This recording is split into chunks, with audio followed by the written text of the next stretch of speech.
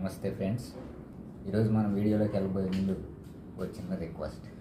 మీరు కనుక మొదటిసారి మన ఛానల్ చూస్తుంటే మన ఛానల్కి సబ్స్క్రైబ్ చేసుకోండి. వీడియో నచ్చితే లైక్ చేయండి, షేర్ చేయండి, అలాగే బెల్ ఐకాన్ నొక్కి యాక్టివేట్ చేసుకోండి.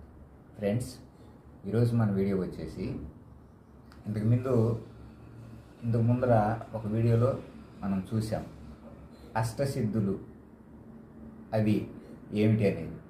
ఈ అష్టసిద్ధులు అనేవి మనకి ఎలా లభిస్తాయి అని చెప్పేసి చూసుకున్నాం. అయితే ఈ అష్టసిద్ధులు 8 అవి అనిమ, మహిమ, గరిమ, లగిమ,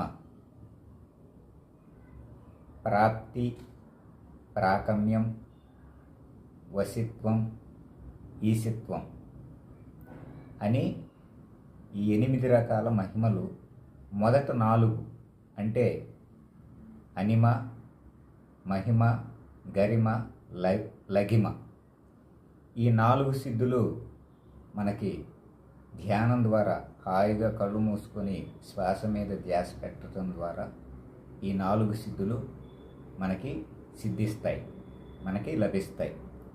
మిగతా 4 అంటే ప్రాప్తి, ప్రాకమ్యం, వశిత్వం, ఈశిత్వం ఈ 4 మాత్రం బ్రహ్మజ్ఞానంతోనే మనకి లభిస్తాయి.